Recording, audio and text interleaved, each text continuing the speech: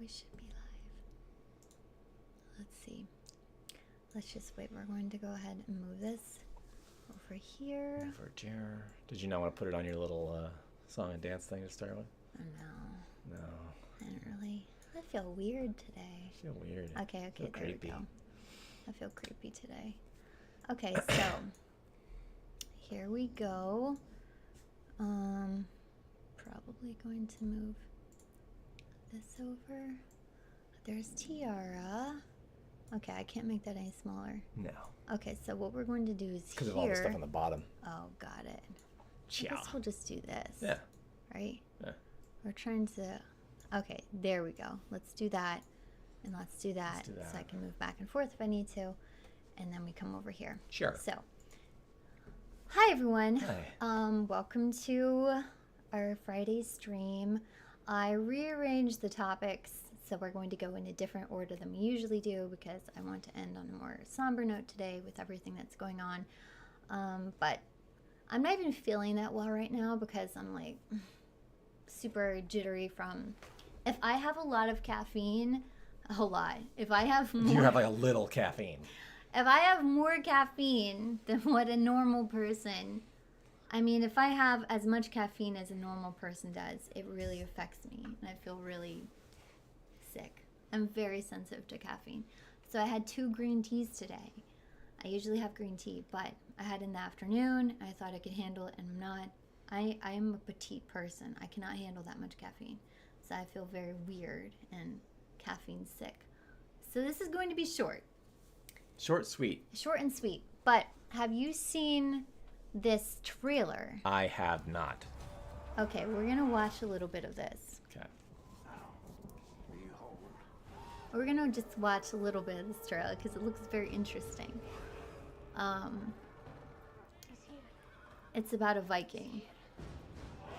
That's Eric Bana. Okay. I love Vikings. And his wife, Nicole Kidman. Love it. I'm loving this already. William Dafoe. I'm loving this.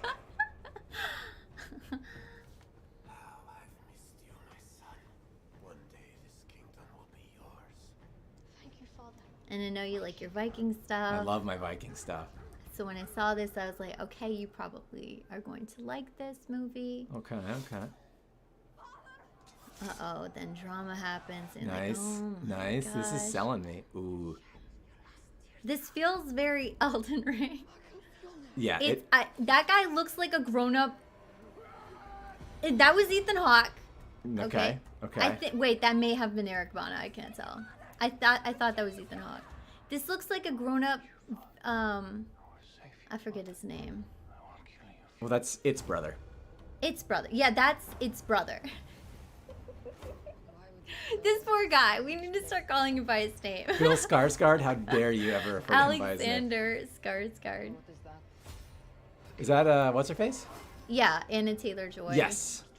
She's great too. Last Night in Soho. Man, everyone's. But it looks very cool. They talk like they're in a Dark Souls game, which is good. It looks like a Dark Souls game. Yes. So this looks very cool. I saw this and I was like, okay, you probably. Yeah, I'm here for this. When's this come out?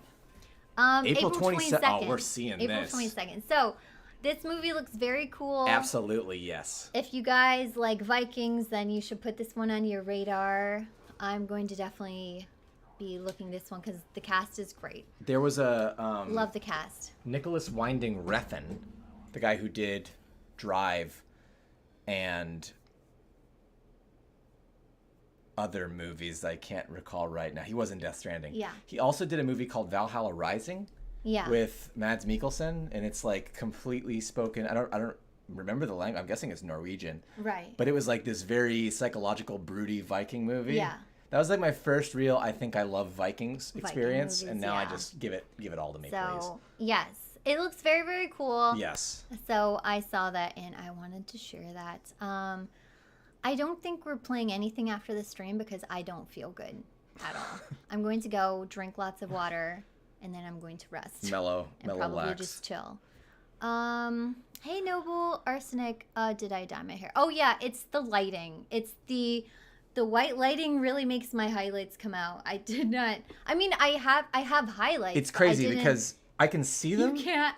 but Yeah. they are nowhere near as vibrant as they are on the screen. It's the light. The light like hits it and it becomes like super super. It's nuts. It's like an optical illusion. I'm sure my hair does the same thing. Like you get more of my kind of sandy. Yeah, which you can't see in it's the in light. real life. It's like those certain strands. Hi William. Yeah, so that movie looks super cool. That movie Now looks moving dope. on to movies that we watched. We watched this last Saturday. And this was such a weird movie. I was excited. Oh, Keanu Reeves and Al Pacino. This is not a good movie. It's not. This is a bad movie. It's highly rated. So the whole premise of this movie, it's set in the 90s, I guess.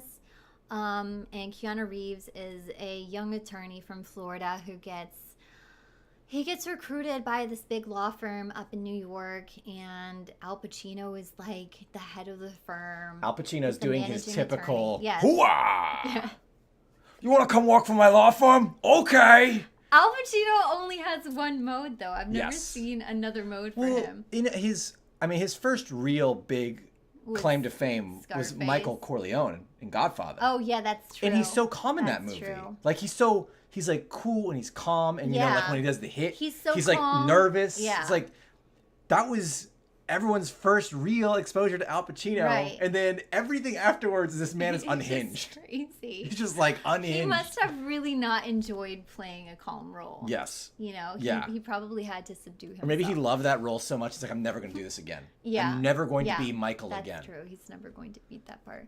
Also, this hair is bothering me, but oh well. So if this movie was maybe 45 minutes shorter, it's would've been one of better. those movies. The movie is like, I think it had all the potential to do a Rosemary's Baby, Yeah, I think that's what they were trying to go for. but just failed on every level to do that. This Stoner Koala is a great movie, very romantic in my opinion. Yeah, very I romantic. don't think we saw the same movie, Koala. Nothing like a devil trying to create an incest baby to really tie your movie together. Oh my gosh, yeah. This could have been better. Also, they used a really ridiculous accent for Floridians. They did.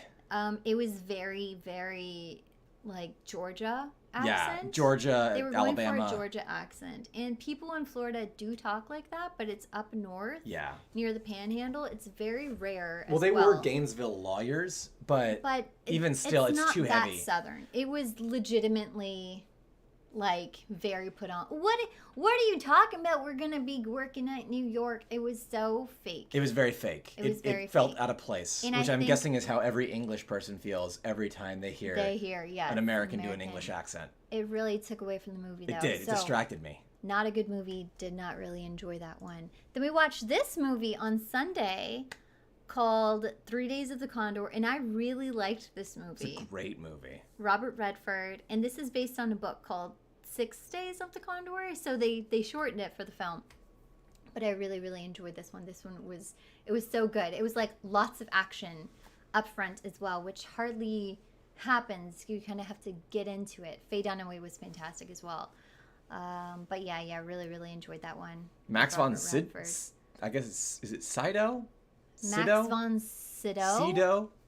Probably Sydow. And he's the guy who was born in Iceland, grew up in France, Yeah. speaks perfect English. Right. That guy also was speaks great perfect in this French movie. in the movie. Yeah. He was This great. one was a really, really good Yeah. good one though.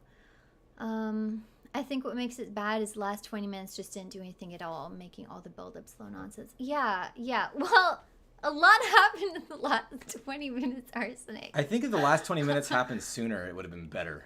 Yes. Okay. I see what you're saying, because the whole thing about it is it's one of those movies like it's a cautionary tale. If you act a certain way, this is what's going to Devil happen. gonna get you. I liked Satan's lifts. Was he wearing platform shoes in the movie? He was still very short. We talked about it. We Yeah. talked about He did not try to like camera up to Keanu. Right. Yeah, we talked about that. Usually they will make it so, if you have a shorter male actor, they'll try and compensate. But you don't have to do that with Al Pacino because he's so intimidating and he's got such a great screen presence that it's not necessary for him. So if they were using platform shoes, that's crazy because I didn't see it in the movie and he's a pretty short guy, but you'd still never mess with him. And No, that's one of those absolutely. things. He's intimidating. Those arguments against, does height really matter? Like, height does not matter as long as you are just an incredibly just confident, charismatic guy. And Al Pacino would walk into a room, celebrity aside, if he was just a regular guy with that same charisma, and I'm sure he could pick up any woman that he wanted to. Arsenic said he liked the sax scene during the 3 Days of the Condor, and I agree. Oh, yeah. The saxophone during the sex scene was fantastic. Also, I loved that they do a second of skin-on-skin contact and then an artistic picture on the wall. Yeah. It's like, ooh, it's like a tasteful. second, right, a second of flesh and then a second of photography. But yeah, this one is a good one. So if you haven't seen this one, it's currently streaming on Hulu, I believe. Yeah, that was really good. Very good one. Loved that movie. We watched this on Monday. This was directed by Robert Redford, and so starring Brad Pitt and starring some other guy that I've never been in anything before. Craig Sheffer. So this movie is a movie about two brothers who are the sons of a preacher. About two brothers. And it is a very sort of slice of life movie. It is one of those in the 1940s. Earlier than that. 30s? No, World War II hadn't happened yet. That's right. So it would have been 1920s, I think, because they were dancing. They were doing the Charleston. That's true. They were doing the Charleston, that weird swing dance. Dancing. Yeah, so I'd say, set in like the 1910s, 1920s, and it kind of follows their life as they're young. It has baby Brad Pitt? No. Oh, Joseph JGL. Gordon-Levitt. Yeah. And so it's so funny because this movie, as we're watching it, Emerald's like, wait a second, I've seen this before. And we get halfway into the movie, and there's this scene where these people get naked and they get drunk on Pepto-Bismol.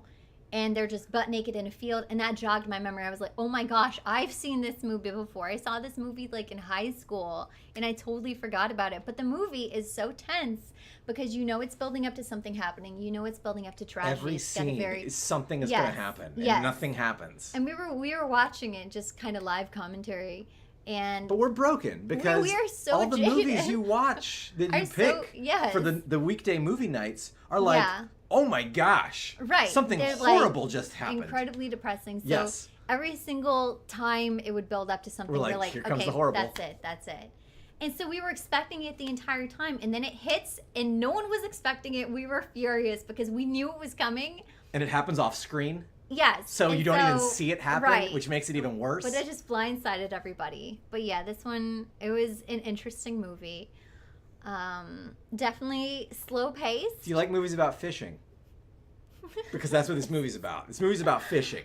I feel like this movie wouldn't have been as enjoyable had we not had this great live commentary going on. I loved it. Yeah. I would have loved this movie a little bit. By myself. I would have loved this movie on a shelf. Duncan says the kissing relay in Notorious. Okay, that was much more artistic in my opinion than 3 Days of the Condor. Just because I didn't understand the significance in it in 3 Days of the Condor, but at least that scene wanted to prove a point. Dennis, hi Dennis. Dennis says, for me, A River Runs Through It, directed by Redford, is a very interesting film. Brad Pitt works here. Yeah, Brad Pitt works in every movie. Yeah, Brad Pitt did a great job. There was a little bit of, and I don't know time-wise, I think 12 Monkeys came after this film. Yes. Because he seems a little older in 12 Monkeys. But he was giving me some 12 Monkeys energy. I think that's just Brad Pitt. Yeah. He's very energetic. Yes. He's a very, very energetic I will person. say the only complaint I had about him in this movie is his teeth are just too perfect. Yeah, his teeth They should have just grunged his teeth a little bit. Very straight for the time period. And they're just clean. They're so white. Yeah. So white. Like, people did not have teeth that white back then. No. It was the dental work. A little bit of you have grunge to on there. Grunge it up a little bit. Pyle says it's a metaphor for life. I'm sure it is. I'm sure. I watched this in high school. I'm sure I had to write a paper on it. It's so funny that I didn't retain anything from it. Very weird movie. Okay, so moving on now to shows. So we started watching this show. This is a great show. I'm just playing this in the background while we talk about it because it's called Severance. It's called Severance, but it's got such a... I thought this whole title it reminds me of the opening of Gary's Mod. Yes. I was like, oh, this is reminds me of Gary's Mod. So this is a show on Apple Plus starring Adam Scott and Patricia Arquette. Yes. Very, very great premise. Very original premise. Although I was told that this is, if you look in the comments, they were saying this is like another show. Kind of the premise where they have to separate. A show that has Hellboy in it. Ron Perlman. Ron Perlman. Yeah. Wait, no. I think I'm getting confused with something else. Oh, well, I think I totally confused that with something else. I think the Ron Perlman show is something Arsenic told me about. But this is a show about this process where you can go to work and you have a separate life. Yes, you have a separate life. So you go to work and you check your real life at the door, and then you have a work personality. And so this is his work personality. This is his real personality. It's got a really, really interesting premise. Really like it so far. We're about 3 episodes in, and I think it's just really original and fun.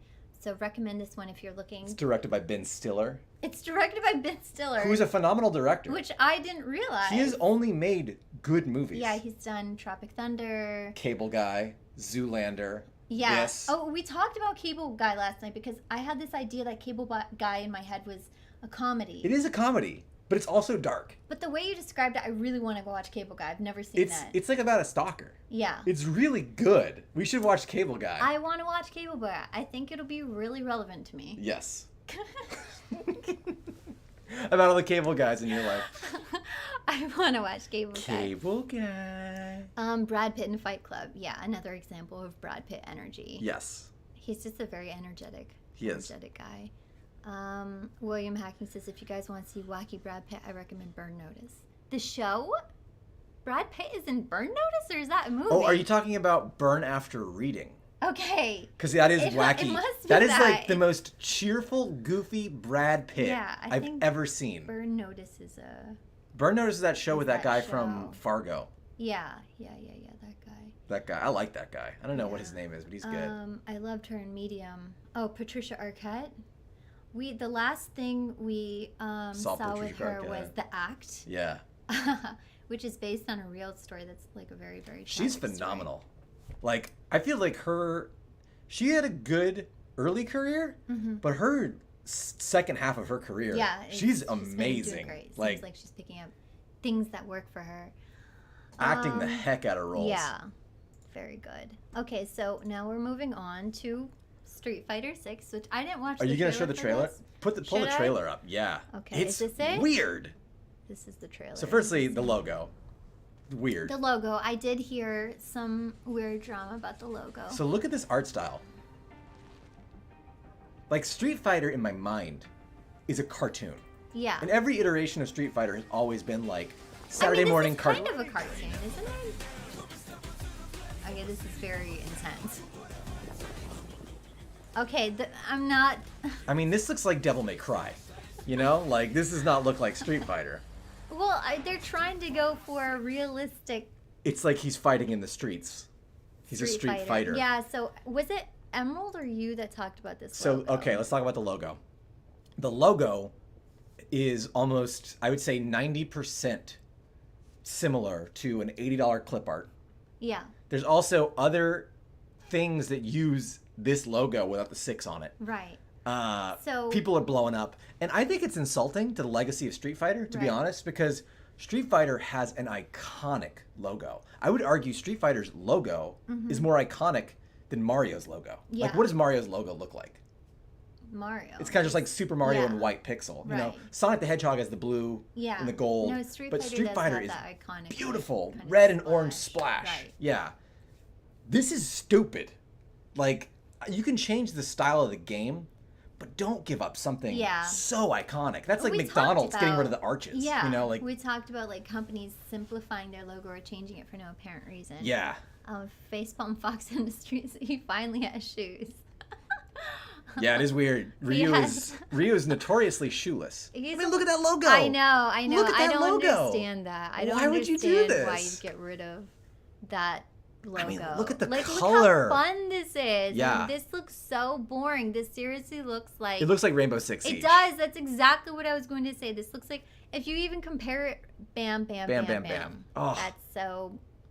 That's so tacky, and we don't need any more bland stuff. So I don't know why. Capcom has done this before with Devil May Cry, where they took Devil May Cry and So turn it to weird. DMC.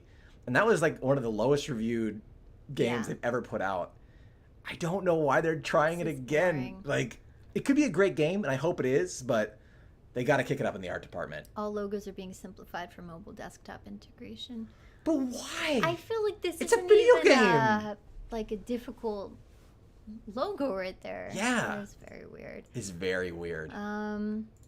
So we've been playing Elden Ring. Yes. I actually got Elden Ring. What was your after last Dark Souls experience? My last Dark Souls experience. Dark Souls 3. It was Dark Souls 3. Which probably has the second hardest opening boss of Yeah. any of the Souls games. Well, I remember we were playing We were it, streaming and it. you were like, okay, let me tell you how to play it. Yeah. So you're there playing it with me. But I got so frustrated. I like started tearing up because I was so frustrated. It's like barrier frustration. Yes. I was so upset. I started like legitimately like crying out of frustration. I was like, I hate this game. Yeah.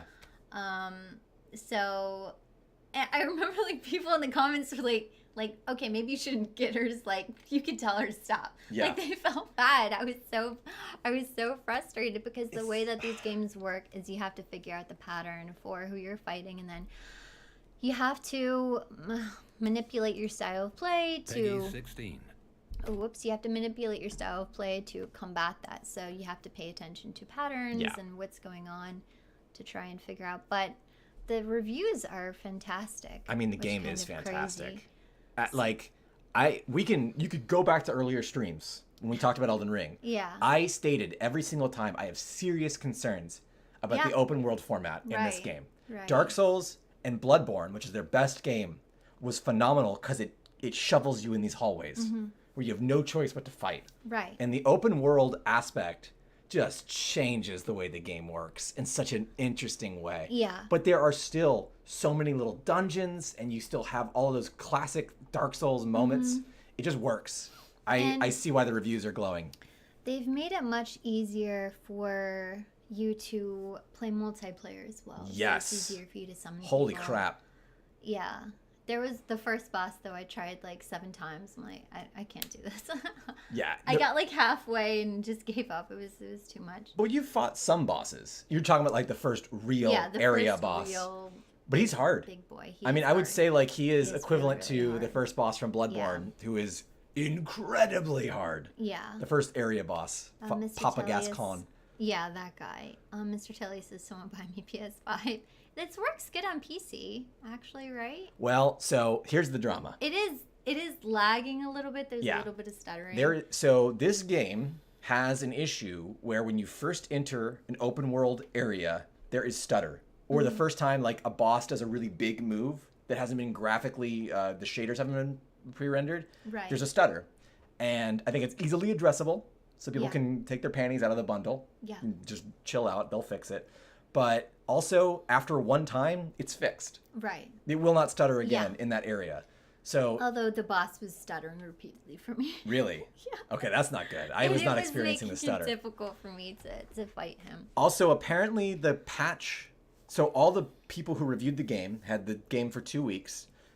1.1 stuttered less than the patch they put out Oh. on 1.2. Yeah, so And they didn't know. Something So got messed up. it will get addressed. It will get fixed. Even if you know how to play these games, it's a frustrating task guiding people, attempting to backseat drive them around, navigate. But we all love to suffer. Yeah, it is. It's hard, and it's also hard for me to still. It's a good balance between when do you attack, when do you pull back, when do you dodge, and I don't think because for me, I get a little too greedy, so I keep going in for like, oh, let me get more damage in when I should be dodging out. So I think it's just But the fact that you said that, you already know how to play. yeah. Be less greedy. Yeah, Like, you and that have is to what be these less games greedy. teach you You have is to be less get greedy. one hit instead of 3, and you will not get Yeah. hit. You can get You one have hit, to go back. decide. Yep. James says, I only have a 12.1-inch screen on my laptop. I can't find my glasses. Which one of you has the light blue shirt on? Oh, that would be Kite Tails. I'm over here. Skytails and Flex in the polka dot dress. Okay, so I wanted to talk about a little bit, and I think we're just going to wrap up the stream. But I know we've all heard about what's going on. Ukraine's absolutely just heartbreaking. and unbelievable and just kind of surreal to be watching what is turning out to be just this huge, insanely terrifying crisis leading into war. And I mean, so many hundreds of people have died. And I think when a lot of people try to like protect themselves, and this is a reason why a lot of people will turn off, like, oh, I don't want to hear this, it's making me sad. And you have to think like, okay, that's your way of self-preserving how you feel, but that's not fair and that's not right. Part of they life, cannot turn it off. Right. You can't just shut down reality like that. Oh, I don't want to hear what happens on in slaughterhouses. I don't want to know what happens to animals. I don't want to see that. It makes me depressed. You can't do that. You can't just shut down reality because you want to feel better about yourself. You can, oh, I don't want to watch that movie. It makes me sad. I don't want to read this book. That makes me sad. That's totally fine. That is your ability to turn something away. You can't do that with reality. I think a lot of people feel like they can do that in this situation. I just want to encourage you, if you're one of those people that kind of go into this like, oh, self-preservation mode. The turtle shell. Right. You can't do that. And so I encourage you, like, read up about what's going on right now. I pulled up this because it's great resources. There was a really, really just powerful, heartbreaking. I was like in tears watching this speech. As was I. From President Zelensky. Just, it's absolutely heartbreaking. So it was one of the best speeches I think I've ever seen in my life. Very, you know, moving. And it's all about people. Right. And that's what this entire conflict really comes down to. Right. Is like protection of people. Right. It just, I mean, just like people like you and me, and you see all over. And one of the great things about social media is it makes this, it makes it apparent and it makes it tangible for us. And we have the ability to see what is going on across the world. And just want to encourage people, like, don't look away. If you have minutes of your time, like, keep abreast of what's going on. It's not necessarily, well, I can't do anything. I don't want. You absolutely can do something. Just, I mean, you just talking about it, you just acknowledging it, is absolutely doing something. And it's like here on the home front, it's so important for us to be doing your research about who you elect into office. And this goes all across the world. Like, do your research about what positions they have, what their attitudes are, what they've said about things. You can absolutely call. I call my representatives all the time. I send them emails. I will thank them for when they, have voted or have passed a bill in favor of the things that I stand for, or when they don't, make that known to them. But you can absolutely do something. But I just wanted to encourage you, like, don't look away from this. I want to talk about this on an ending note because it's just like, this is history right now, and this is reality, and this isn't a time for, this just makes me sad. Like, part of life is being sad, and you should be sad, and it is incredibly depressing. That doesn't mean we have to, sit around and feel hopeless all day, but I mean, just acknowledging it, you're going to be doing something good for yourself. So I just wanted to appeal, if you're one of those people, like, don't do that here. Well, this is also one of the few times where you can make the argument that social media helps. Yeah, absolutely. They do suggest that, if you are in Ukraine or around the areas, you don't dox and give information away that is like, military, that could benefit military angles. Right. But because of the way that information is shared or not shared based on the geopolitical location, social media is a great vehicle to get that information out there. So liking things, giving things thumbs up, supporting good people, and giving attention to the right causes and right people actually helps tremendously share the information, because it is blocked in other locations. Right. It's just such a heartbreaking, sad issue, and just so awful to think about. The people getting hurt in this are just people that want to have nothing to do with it. Yep. It's just so sad that violence is chosen over diplomacy. But we're past the point as a society where we should be going to war. Yeah. We really are. We are far past that point. And to see this happen today is incredibly upsetting. It is upsetting. But so just keep your eyes on the situation, keep yourself knowledgeable about it, and just be respectful as well. I think a lot of people like try and use humor and stuff as a way to make themselves feel better. It's like, it's not appropriate. It's definitely not appropriate. Some people just have to grow up. So, yeah, sorry to end this stream on a sad note, but this is reality, and I did not want to ignore it today, and I didn't want to, oh, let's make everyone feel better by not addressing it. That's not how life works. So, thanks for watching and joining. Definitely check out the Ukraine subreddit if you need to catch yourself up and kind of educate yourself as to what's going on. And we can all just pray for movement towards peace, and pray that what everyone doing around the world is putting pressure on the situation to resolve this without any more loss of life. But yeah, thanks for watching the stream, guys, and we'll see you next time. Bye.